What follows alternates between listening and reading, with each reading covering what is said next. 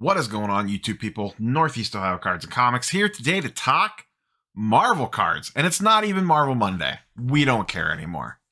Spider-Man No Way Home comes out today. Hawkeye's wrapping up. It's time to talk some Marvel. I have tickets to go see Spider-Man this afternoon as soon as I get out of work. Excited to knock that one out. Early buzz is that it's very good, not surprising. Hawkeye was absolutely fantastic yesterday. I'm curious to see if whatever comes out of the Spider-Man movie is obviously it's already having an impact on the comic book market. But I'm curious to see if there's any correlation between anything that happens in that movie and the Marvel card market. You know, I have no idea what's going to happen. I've been trying to stay dark on it as much as possible. Obviously, I've seen the trailers on TV. But if we get some character out of the blue or someone has a really awesome movie or whatever, you know, everyone comes out saying Doctor Strange was fantastic, you know, whatever. Do we see any movement in the card market? I'll be curious to track that over the next couple weeks. The movie and TV stuff has a massive impact on the comic book side of things. I think it has a minor impact on the card side of things, but I have no data to back that up. So I'm very curious to see if there's any trends that maybe, you know, we could find with the the Marvel card market and movie spec / movie reaction / FOMO, all that stuff, just to kind of see if it comes into play. But there's been some notable stuff going on in the old wonderful world of Marvel stuff. So going to touch on a few things, look at a little bit of a deep dive into the Marvel 90 MU pop report, talk some PMGs, talk some Jambalayas, like, comment, subscribe, all the YouTube stuff down below. Let's go ahead and dive in. I am planning on, I should mention before I lose track, I have a couple boxes of, I'll call it Marvel's junk wax, essentially. A little bit better than junk wax, but coming to the mailbox soon that I plan on ripping on the channel. I'll probably rip them live and then maybe like clip out just the box rip, go like on a live stream. Clip out the box rip section and post it as its own video, just so if people search for, you know, they want to see just that box open and they can find it. So what we have coming are two things. I'm excited for both of them. One is a box of 92 Series 3. Shout out to a viewer of the channel that reached out to me, and we got a deal done on that. I have a set already, I believe, laying around in a binder somewhere. I just have not opened a box since, you know, all the Marvel stuff went wonky. I haven't opened a box since I was a kid. So I'm excited to rip into that. There'll be a couple things that we'll be looking for in there. We'll talk about that when we do the box opening. And then the second box is a McFarlane era Spider-Man comic images box. I think it's comic images. It might just be McFarlane era. I forget. I think that's what it's called, from 1992, I believe. Gorgeous art on the cards because it's all McFarlane art, and they have these really awesome looking blue and purple prism cards that you could pull out of those packs. So we'll be hunting for those in there. Neither one of these are like value play. Like, it's not like I'm buying these to send them off to grade and flip. These are just fun boxes to rip on the channel. I'll build the sets, throw them together. Maybe if I get some clean prism cards out of it, I'll send them off to grading. On the Series 3 box, you'd be looking for like Carnage. The Spider-Man card has really good artwork in that set. You know, maybe some holograms and some other shenanigans in there. But my eyes are still peeled for more Marvel wax. Once again, if you have Marvel sealed wax, not Marvel Universe at this point, because I kind of got those bases covered, feel free to slide into the DM, see what you got, and I might be interested in buying some of it to rip on the channel. And I'm also looking, I kind of want to stockpile some Marvel wax, I think. A little late to the game on that, but what are you going to do? Enough of all that nonsense. Let's go ahead and dive into what we actually want to talk about today. So there was a couple big Goldin auctions this week. There were a couple really big Goldin auctions last week that I just didn't get a chance to talk about on the channel. There was two auctions in particular that really caught my eye that I was just curious to see what they were going to end at. The first is this one, and this one is impressive. Now, I don't have a vast knowledge base on PMG sales, and we're not going to do a deep dive on this. I think this is about kind of maybe what people thought this was going to go for. But this is a complete set of red PMGs from 2013 Marvel Fleer Marvel Retro. The reds are numbered out of 99. These are all varying different grades. There are some PSA 9s. I think there's some 8s. I think there's some 7s. But it is a complete set of all 42 cards. And this is a pretty big deal. 2013 Fleer Retro is, right now anyways, probably the hottest product on the market in regards to, air quotes, investors chasing it and collectors chasing it and people trying to gobble them up before they all disappear. And to see a complete set like this in red, all PSA graded, is a rare find indeed. 100% worthy of Goldin. This ended up going for $73,000 and ended up closing at $87,600 with buyer's premium. For those not familiar with Goldin, the seller does not pay any fees. The buyer pays a fee. So really, the buyer paid almost $90,000 for this set. Once again, we're not going to click through and look at all the individual images, but you can get the gist here. Just an absolutely gorgeous set. Amazing looking Scarlet Witch card and a PSA. But you can see lots of 8s, lots of 9s. There's some random characters in here, don't get me wrong. But there's also some just absolute monster characters in here like that. Phoenix and Jean Grey card down there in the bottom left corner both look fantastic. That Storm card looks really cool. That Red Skull looks awesome on the red. The Scarlet Witch looks really good. The Loki looks pretty good. Cap, Iron Man, like these are all the bangers. Spider-Man, Deadpool, Wolverine, like it's a really good set. It went for $90K. The other one that really interested me was this one, because these don't come up very often either. This is 1990 Marvel Universe Spider-Man hologram in a PSA 10. Anyone that's had hands on this product knows these are such tough grades. I mean, ridiculously so. Centering alone will kill most of these cards. They are all way off centered. I opened up a box on the channel. I had them from when I was a kid. I've had tons of these things in and out of my possession over the years. And to find good centering on one of these is a miracle. Then to find good surface on top of the good centering is a whole other extra level of miracle. Because the surface on these cards are super finicky. I mean, super finicky. So to see a PSA 10, and this is the most iconic card in the set, in my opinion, is the Cosmic Spider-Man. It's this and the Wolverine, kind of neck and neck, in my opinion. This is just a really nice card. PSA 10 went for $4,500 with buyer's premium. I was curious. There are no recent sales of a PSA 10 that I could find, but a PSA 9 did end the same day, actually. I'm curious on the timing of this.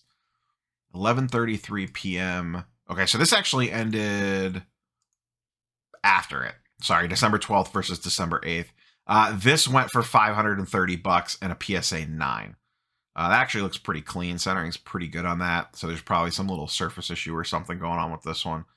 But which kind of backs this up, 4 to 5x, give or take, on the pop report. I would expect that to be in that range. Once again, I'm going with the buyer's premium because that's what someone actually paid for this thing. With the reverse fee structure, it kind of makes it a little bit trickier. But, I would comp this at $4,500. So this being 5x completely checks out to me. But absolutely great looking cards. I would love a set of these, maybe in like a PSA 8 or something. I don't know that I want to pay the premium for a high grade, just something that presented relatively well. But really strong sale there. And then I did go ahead and pull up. I was just curious how the base PSA 10 market was doing on 90MU. Once again, a lot of the Marvel buzz right now is on the PMGs and Jambalayas, which we'll talk about in a second, and a lot of other stuff out there, But the bread and butter to me, the entry level thing, is the 90 Marvel MU. That's the thing that really took off first, along with the PMGs. PMGs always had a lot of respect in the market, but I've just been fascinated with the 90 MU market since back in February when I did that first video when prices kind of went nuts on it. Just, it's been interesting seeing like how the pop report's grown, how prices have held up relative to what a lot of people thought they would do, how rare this stuff actually is in high grade. All that stuff's just really fascinated me this entire time. Sales still going pretty strong on key characters. Once again, it's been about a month or two since we checked in on this stuff. Here's an Incredible Hulk, the green one. There's two versions of Incredible Hulk in this set, green and gray. The gray does not get as much love, went for $165. The green does 1,000. That's not surprising. That's his more classic look. We see a Venom going for 400, a Ghost Rider for 165 Canadian, a Surfer for 200 Canadian. But basically mid 150s for I'm going to say like mid-tier character. And in fact, here, kind of answering my question from the beginning of the video, we see a Sandman here going for 270. I feel like if it wasn't for Spider-Man Far From Home, or No Way Home rather, that this would not be going for 270 bucks. Sandman is not that critical of a character, so for him to sell for that high seems very movie spec driven. Just kind of scrolling down here, we see the Wolverine PSA 10 going for 240. This, to me, is my favorite card in the set. The brown suit Wolverine, Jim Lee artwork, moon in the background, whole 9 yards. Green Goblin going for 140. Juggernaut going for 360. The buy it now is doing a little bit better than the auctions. Not surprising. But these going back in the just the last couple weeks or so, December 12th. This lower end stuff still doing okay. $200, $100, $150. All depending on what grading fees you got into it for. If you pulled PSA 10s, you're probably still turning a really nice profit on this stuff. It just depends on how it graded out and what you ended up paying in grading fees. If you set on a low end $20 or $30 grading fee, as long as you're hitting 10s, you're doing good. Now, that's the tricky part. As long as you're hitting 10s. Let's talk about it. Let's hop over to Gem Rate. Those not familiar with Gem Rate, if you don't watch a lot of the sports card stuff, Gem Rate is an individual that I met on the SCI Discord. He's done a lot of work with them. A lot of other YouTube content creators have done content based off the data platform that he has. Gemrate.com is his website / blog. He has a database that kind of tears apart the PSA population report. Now, he wasn't tracking 90 Marvel Universe early on, so I don't have numbers dating back all the way, but he has the last few months in here. And it's just an absolutely amazing breakdown. So this is the total population report for 90 MU. And this is some of the stuff I was manually tracking on a spreadsheet. Like once a month, I would go in and kind of update it. This is like a million times better than that. Absolutely fantastic work out of Gem Rate. 12,000 cards graded at this point on the pop report. 4,000 of them gems. I'm playing a little loose math there. So a 35% gem rate. So 35% of all the cards submitted to PSA for 90 Marvel Universe have come back a PSA 10. So even though this thing was printed to the moon, still only 35% are hitting a gem rate. And it's less than that on some of them. We could scroll down here. The number one card graded is the Stan Lee. That is not surprising. So number one card graded with 843 on the pop report. Number one on the gem side at 171, but only a 20% gem rate on Stan Lee. Much lower than the 35% gem rate on everything else. And the reason being for that, it's not the PSA is grading harder on the Stan Lee. It's just a lot more got sent of them. People are more willing to reach on that card if it's borderline to try to get the 10 because it sells for the most. But this to me is like more indicative of if you start kind of blowing things out, because this other stuff people are going to be more picky on. So it should have a higher gem rate. So the fact that this is trending more towards 20% tells me that the actual set itself is much lower than that. Like obviously. So I stand by what I said way back in February when I did my first early couple of videos on these, ripped the boxes of them. Yes, people were saying in the comments, this set is printed into the ground. You're crazy. There's going to be millions of PSA 10s. Wrong. I said it back then. Yes, the set was printed into the ground, but you do not understand how poor the print quality was, how badly these were treated and handled over the last, going on 30 years at this point, over 30 years, actually. These are cards that kids played with, kept in binders, pulled out, put 3 in an individual pocket, all that stuff. And then even, I ripped the box on the channel, a pack fresh box. Still, I had very few cards that I thought were, good enough to send off to PSA. That was at much higher prices, so I was being very picky. But still, even with all that, with a fresh box, it was hard to get a lot of clean cards out of it for grading. So the actual gem rate on the set itself is probably way worse. But the fact that Stan Lee, the most submitted card, is only coming in at 20% kind of tells you how tough this is to grade. Flipping over here, once again, another really nice gem rate chart here. Unfortunately, this is the one that doesn't go back as far. This goes back to September. This tracks the population report growth over time. So you can see back in early September, I believe this was September 20th, there was just under 10,000 cards on the pop report, and you can see how it has grown over time over the last part of this year. This gets updated, I believe, weekly that he does it. And he also tracks the gem rate percentage, and you can see that falling as well. Once again, not surprising. This was a number that it was fought like early on when I was tracking it on the regular. You could see it dropping every single week because back in the day, you know, as in February, the only stuff on the pop report was a very high gem rate percentage because the only people sending this stuff in were being very particular about what they were sending. But then it exploded and everyone started sending in everything and the gem rate has just dropped. And I expect this to continue to trend downward. But yeah, trending down to 35%. So that dropped a full 2% over the course of not even 3 months.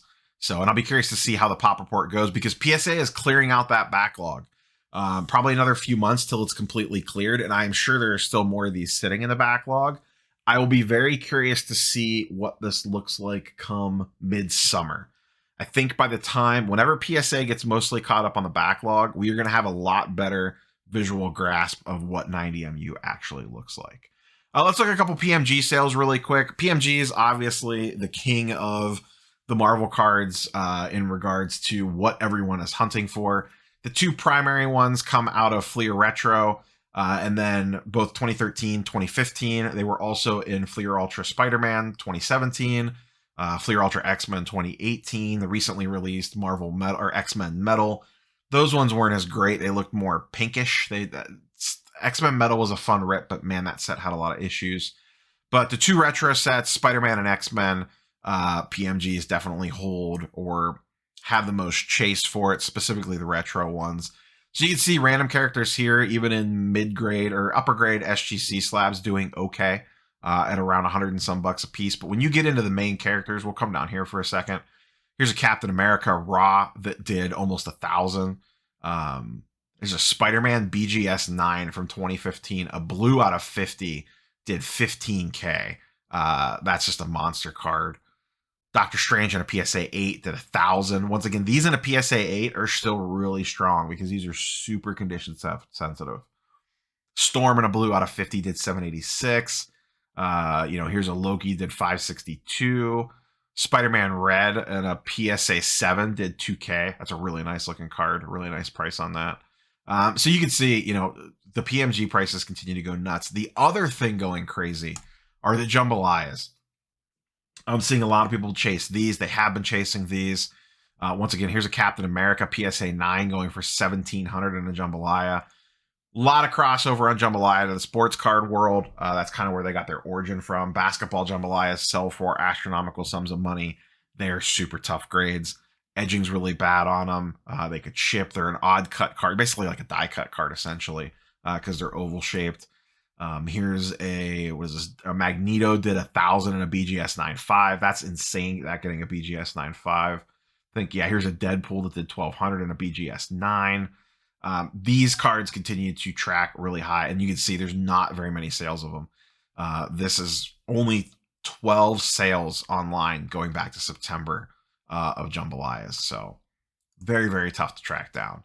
That's the Marvel card talk for today. We'll see where it goes from here. Once again, I'm very interested to track this gem rate chart to see how that goes. I am very interested to track sale prices on things post-movie hype and kind of see where it goes there. I'm excited to rip some Marvel boxes here leading up to Christmas.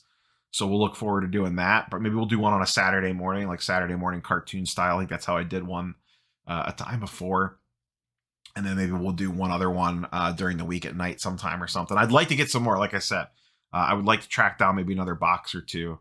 Maybe like a Fleer Ultra X-Men from the mid-years or something, or some other Spider-Man stuff or whatever. So we'll see where it goes from there. But that's all I got for you guys and girls. Like, comment, subscribe. Catch you on the next one. Peace.